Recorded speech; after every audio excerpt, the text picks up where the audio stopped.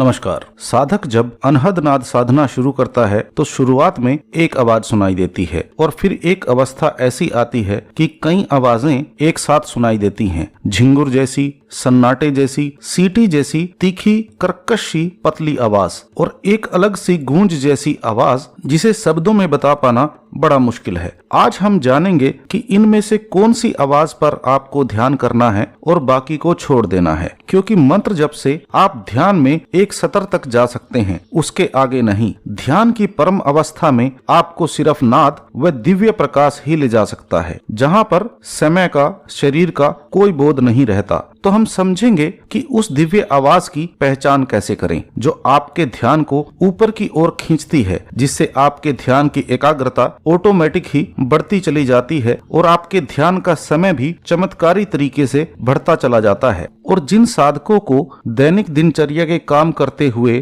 कान की तरफ से आने वाली ये आवाज परेशान करती सी महसूस होती है, ये कब बंद हो जाती है वो भी हम जानेंगे। एक बात और क्लियर कर देता हूँ, काफी साधक इस बात से भी कंफ्यूज हैं कि अनहद नाद, ब्रह्मनाद, शब्द, ओंकार, नाम, साउंड ऑफ साइलेंस और साउंड ऑफ यूनिवर्स, क्या ये अलग अलग आवाजों के नाम हैं? अलग अलग धार्मिक ग्रंथों व अलग अलग संतों महात्माओं ने इस दिव्य आवाज को समय के अनुसार अलग अलग नाम दिए हैं और कुछ नाम इंग्लिश प्रेमियों द्वारा दिए गए हैं, तो आप इनके अलग अलग नामों से कंफ्यूज न हों। आइए समझते हैं कि साधक को नाद साधना में कौन सी आवाज पर ध्यान करना है। जब साधक को शुरुआत में झिंगुर जैसी, सन्नाटे जैसी, सीटी जैसी आवाज सुनाई देती है तो आपको ये नहीं समझना है कि इन आवाजों का कोई इम्पोर्टेंस नहीं है या किसी दूसरी आवाज का बहुत ज्यादा इम्पोर्टेंस है। आपके ध्यान की अवस्था के अनुसार अभी आपको जो भी आवाज सुनाई देती है वही आपके लिए नाद की सबसे ऊंची धुन है। अधिकतर साधक ये समझते हैं कि सिर्फ घंटे, वीणा, मृदंग,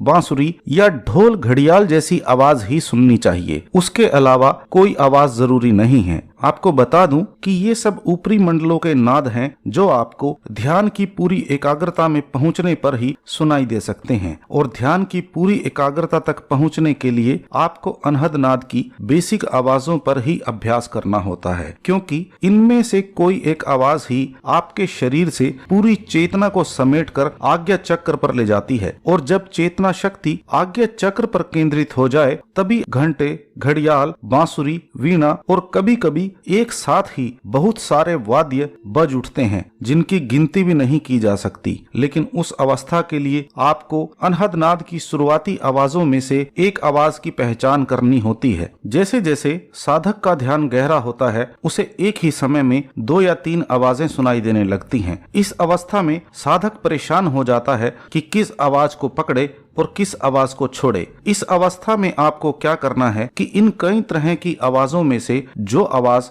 आपको माथे के बीच थर्ड आई पॉइंट से सबसे तेज सुनाई देती है, आप सिर्फ उसी पर ध्यान टिकाए रखें। और जब आप आज्ञा चक्र से एक आवाज को सुनने की कोशिश करते हैं तो भी उस पॉइंट पर आपको शुरुआत में एक ही आवाज नहीं सुनाई देती, बल्कि कभी सन्नाटे, कभी झिंगुर और कभी सीटी जैसी आवाज बदलती रहती है। फिर आपको उन्हीं आवाजों में से किसी एक आवाज को सुनते हुए महसूस होता है कि जब भी वो आवाज आपको तेज सुनाई देती है तो आपके पैरों में, टांगों में या कमर के आसपास सनसनाहट सी शुरू हो जाती है। हल्की सी कंपन, वाइब्रेशन भी महसूस होती है। इन तीनों चारों आवाजों में से जिस आवाज को ध्यान से सुनने पर आपके शरीर में इस तरह का मूवमेंट होता है तो आप समझ जाइए कि यही वो आवाज है जिससे आपका ध्यान ऊपर की ओर खींचने लगा है। वही आवाज आपकी चेतना शक्ति को ऊपर की ओर खींच रही है। ऐसी अवस्था में आपको बाकी सभी आवाजों को छोड़ देना चाहिए। हालांकि उस वक्त में भी आपको दाएं बाएं से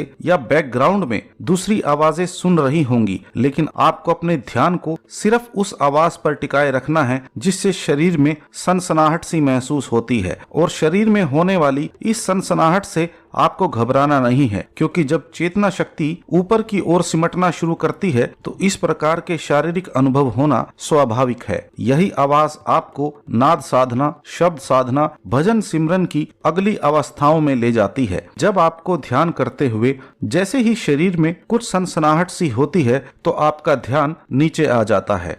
तो आपको अपने ध्यान को तुरंत उस आवाज पर वापस ले जाना है। जैसे जैसे आपकी चेतना शक्ति का बहाव शरीर में नॉर्मल हो जाता है तो आपकी ऐसी सभी शारीरिक समस्याएं बंद हो जाती हैं। और जिन साधकों को अभी एक ही आवाज सुनाई देती है, उन्हें उसी आवाज को सिर्फ आज्ञा चक्र माथे के बीच से ही सुनने की कोशिश करनी है, चाहे वो आवाज दाएं कान की तरफ से या बाएं कान की तरफ से आ रही हो। लेकिन अभ्यास से हर आवाज आपको माथे के बीच ही सुनाई देना शुरू हो जाती है। और जो शुरुआती समय में साधक को एकदम अचानक या लगातार दाएं व बाएं तरफ से आने वाली आवाज से परेशानी होती है या रात को सोते हुए भी कई बार परेशानी महसूस होती है, तो जैसे जैसे आपके ध्यान में एकाग्रता आती है और वो आवाज सेंटर में थर्ड आई पर आ जाती है, तो उसके बाद आपको इस तरह की समस्याएं भी महसूस होना बंद हो जाती हैं। क्योंकि जैसे ही ये आवाज आपके माथे के बीच सुनाई देने लगती है तो एकदम सहज हो जाती है, बल्कि आप जब भी फ्री होते हैं उसे सुनने में आनंद महसूस करने लगते हैं। इसी अभ्यास से आपको धीरे धीरे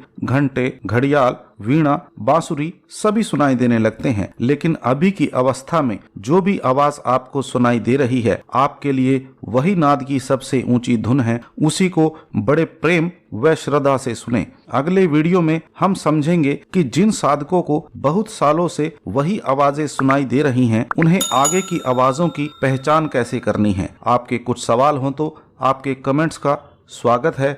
आपका समय देने के लिए बहुत बहुत धन्यवाद।